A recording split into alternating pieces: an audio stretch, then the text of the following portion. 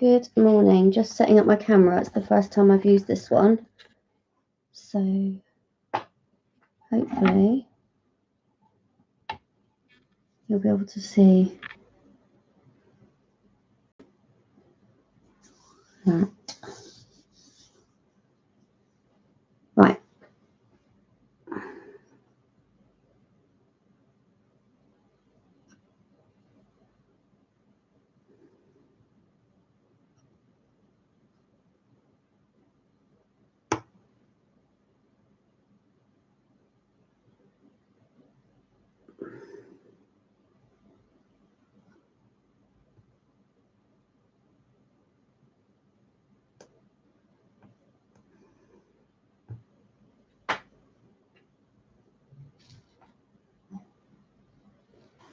Okay.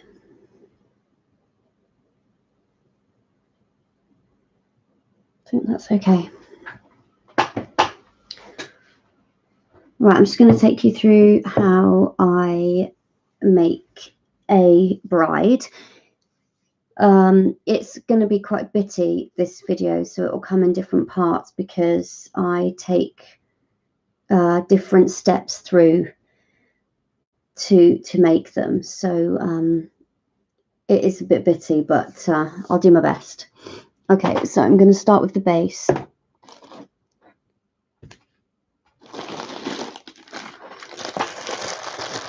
Okay, so for the base, I use some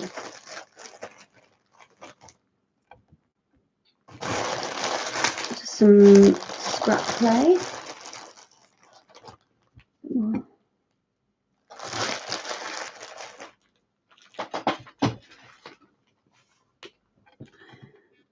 I have a whole bag full of scrap clay that I use on a daily basis. So never throw any clay away, just stick it in a bag and then keep it for later. Okay.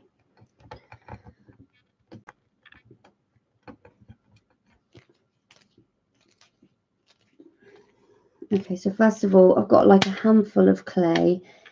I'm going to condition it so that it's nice and soft and I can work with it easily. It doesn't need to be any specific color. Although if you're making a bride with like a netting skirt, which is see-through, then I would advise against dark colors. I actually only found that out the other day when I made one myself. So I'm going to get this nice and conditioned.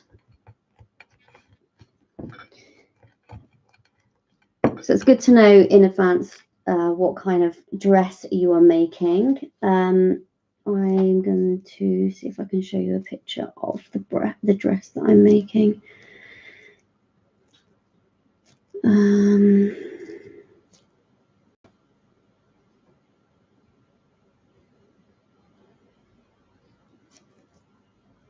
Let's have a look.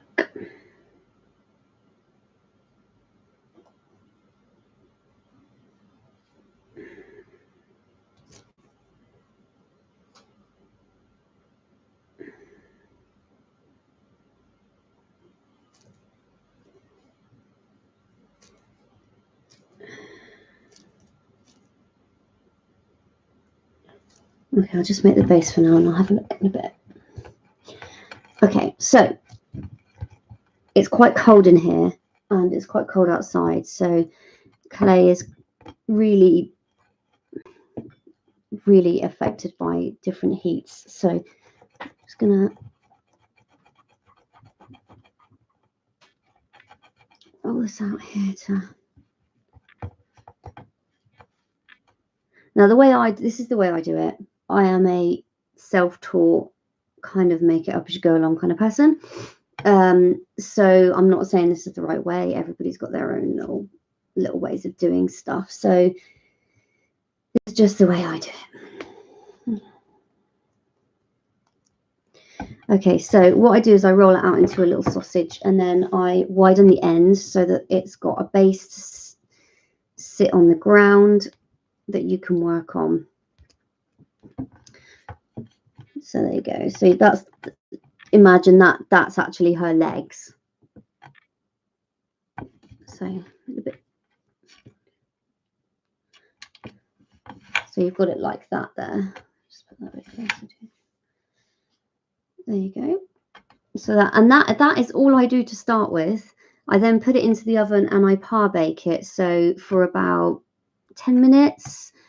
And then when it's cool, I will then build on it. I've done one earlier so that this video isn't too short, which I will then build onto.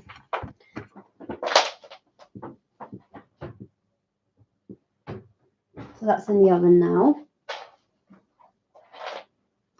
Feel like a bit of blue Peter. Here's one I made earlier. Right. Here's one I made earlier. Okay. So first things first, after you have used a colour in clay, you need to keep your hands nice and clean. So baby wipes are the way forward. Just give it a wipe.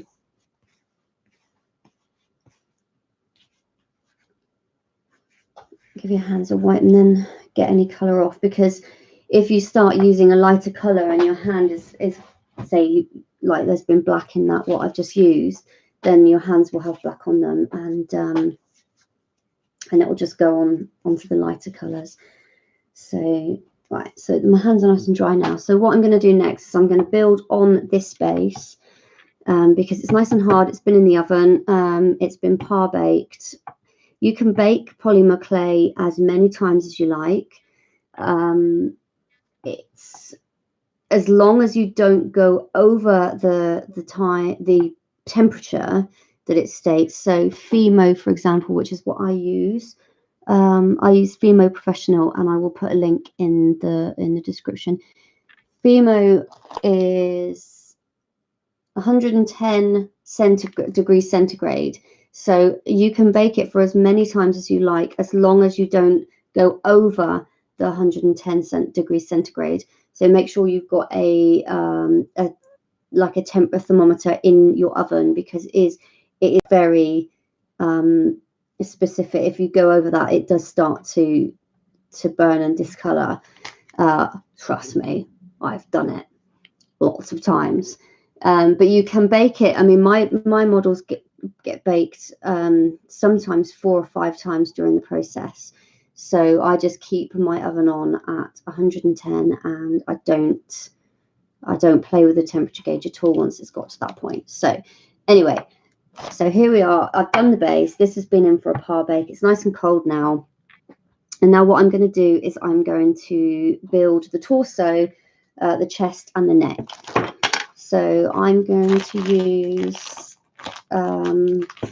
this is Fimo Doll Art, and I use Cameo, which is number 435. I don't know if you can see that.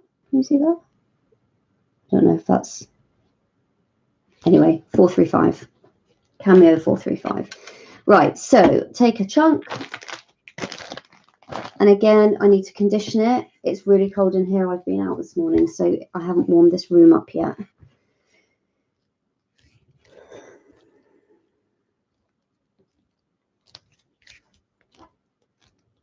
Can take a few minutes. In the summer, it's like mozzarella cheese. In the winter, it's like ice.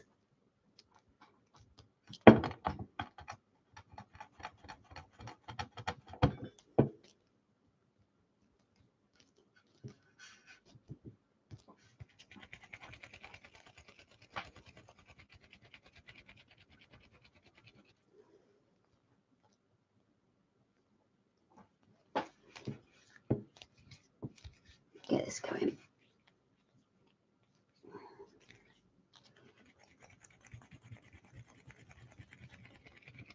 I'm basically rolling it in my hands quite quickly.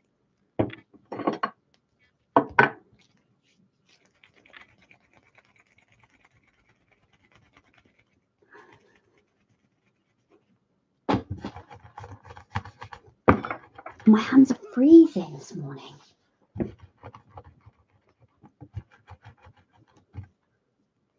And then when you know it's conditioned enough, it won't break when you bend it.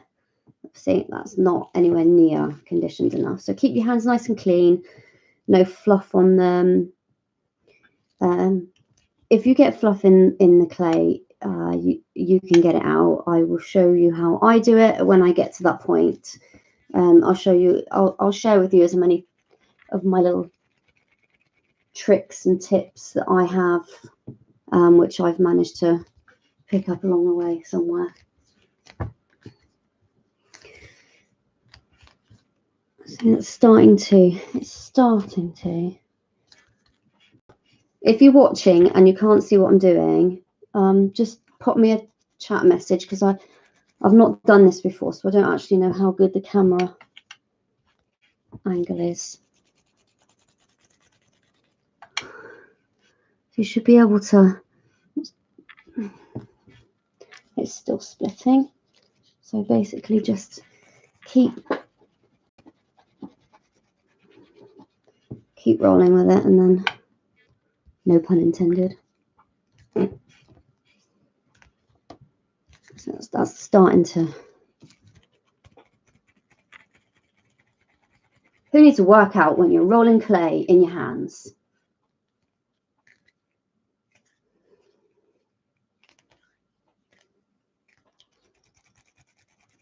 I'm doing it up high. It's easier.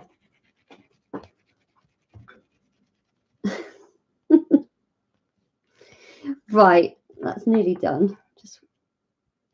Oh.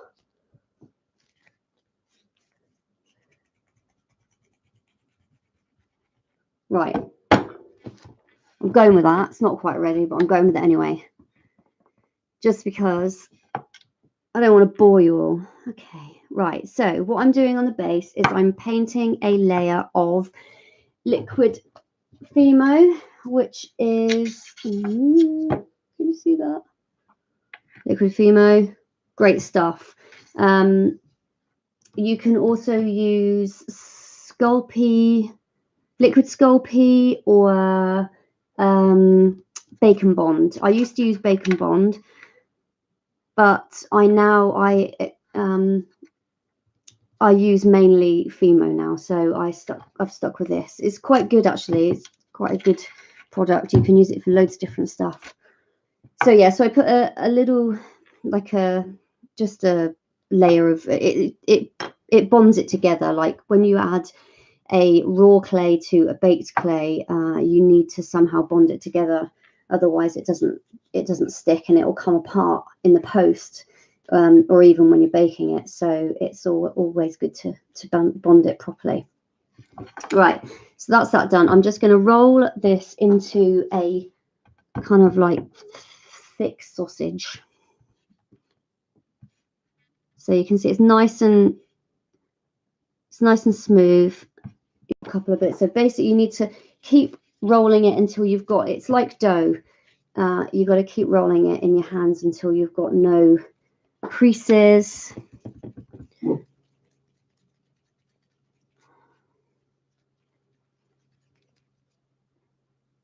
There you go, like that. So you've got a nice little ball there. Okay, so now to get the body shape, I start by rolling. I'm going to mess this up a few times, by the way. I never ever get it right the first time round. So you'll have to bear with me and laugh at me when I come up with some ridiculously stupid shapes. Right, so I'm flattening one side like that. So you've got kind of like a P. So that, if you can imagine, that bit's going to be the stomach and the waist, and then you kind of ease this part out of the bottom, which is where it's going to join onto the base of the skirt. So you've kind of got that. And remember, this bit kind of from there downwards, you won't see anyway. So it doesn't matter if you've got fluff in there or any smudges of colour or anything like that. Up here, it does matter because that's going to be seen. But all you need to worry about here is that you've got it nice and smooth, because when you put your dress on, it won't be smooth if you've got lumps and bumps in there. So keep that nice and smooth. Now this is going to be the boobs. Now what I do to make the boobs is I'm going to try and do this sideways. I'm so used to doing it all by myself. So I'm going to just flatten down this top bit here.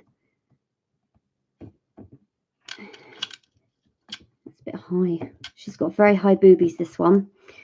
And then this is going to be your shoulder area and your neck. So you need to kind of pull out this at the top here.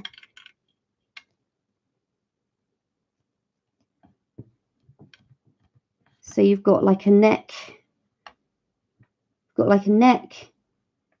Very high boobies, and a long tummy.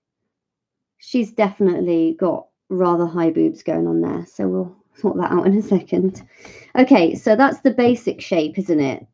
Now we need to give her some boobs, because if you use like a one boob, she's got a uni boob going on, and you put her dress on, then it will give her just one big boob. So sorry lady, we're talking about your boobs like this. So I'm going to just bring them down a little bit, and to bring them down you just need to push down and kind of just keep manipulating it so it looks right. Now what I use for my chest areas are I keep a little tray of tools. I'll show you. Keep a little tray of tools here, look. This is always kept on my left hand side, along with my phone, because I use my phone to view everything that I'm making, and also my to-do list, a notepad, so that if any customers come to me whilst I'm sculpting and I haven't got time to do whatever they need me to do straight away, I've got a notepad here so that I don't forget, because I am getting old and rather forgetful. Plus I've got 2 children, 3 animals and a husband, and honestly, with the best will in the world, I never remember anything, along with my wire and my tinfoil and my baby wipes. So that's what you need. Like, I have to get, and it's always on my left hand side because I'm left-handed, and naturally I just go to my left. Anyway, shut up Lucy, get on with the work. So this is the tool I use, which I'm not actually 100% sure what kind of tool it is. I think it's the dentist tool. Can you see that? Why are you not focusing, camera? Anyway, this is the tool I use for my boobies. So, right, what I do is I start. Oh, it is focusing there. Okay, so what I do is I start by pushing down to create the 2 boobs.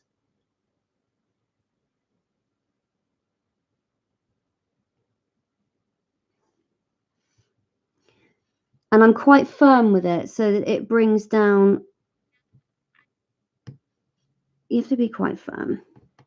Ooh. Don't worry about messing up. I mess up all the time. I make silly things, silly marks in them, but it's okay because you can always fix it.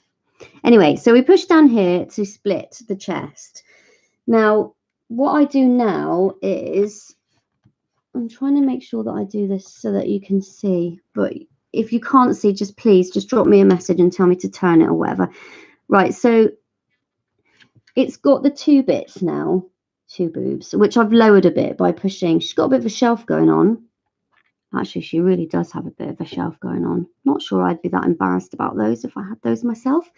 So I've split it in 2 so you can see the shape of the 2 boobs now. Now, what I do normally is I'll put a tiny bit of baby oil on my fingers just so that it's kind of slippery and I can mold it without making cracks or whatever. And basically I just separate them a little bit, just because it's nice to not have them just together, a bit more realistic. Wow, lady, these are great. So, yeah, so that's how I do it. I mean, it's up to you how you do it. Everybody's different, whatever you feel comfortable with.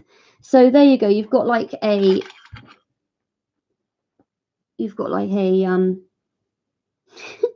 a torso headless, bodiless lady here going on. So now you've got that. All I do is I'm not going to get this in, I don't think. Let's see if I can lift my camera a tiny bit. Oh, she's leaning over as well now. Right, so now what I do is I add her onto the top. I push it down so that it is firmly onto the glue bit.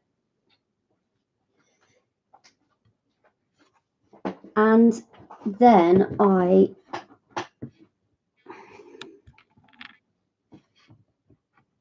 make sure that it's got no lumps and bumps, because like here where you see you've got lumps, you've got a lump there, that will show in the dress if you don't smooth it out. So smooth it down. I mean, it doesn't matter if you've got, it depends on the dress. So the dress I'm making here is like a big, it's just like an A-line, it's an A-line dress. So it doesn't matter too much with this one because the dress will come out from there and down, so you won't see these. But for the purpose of showing you what I do, I'm going to show you anyway how to smooth it down. So basically just pressure, bring it down like that.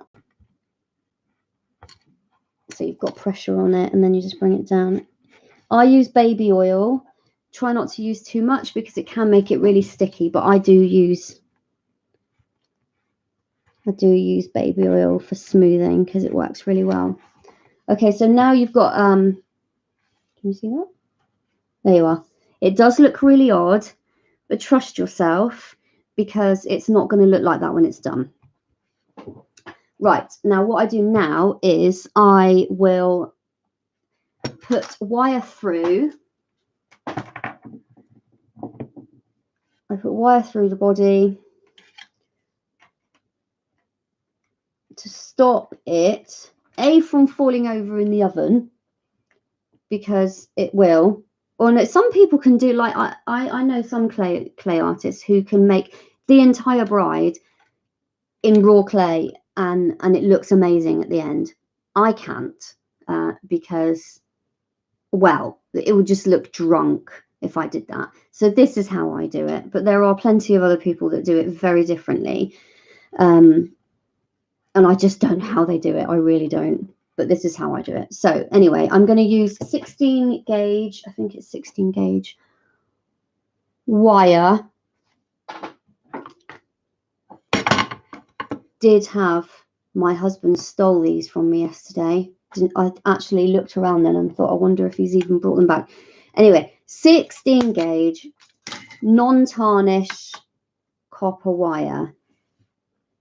And what I do is I just feed. It's not easy when you've got baby oil on your hands, you know. I feed it down through until it hits the base. There you go. Right, now, so she's kind of a little bit funny shape at the moment, right? So just straighten her out.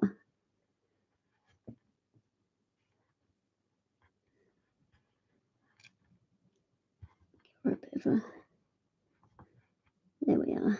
Her neck's quite thick as well, so can you see that? Yeah, her neck's quite thick. So just thin that. I'll thin the neck out. Just make it look a bit. There, that's a bit better. And then I'll just cut the excess off with a craft knife, nice and sharp.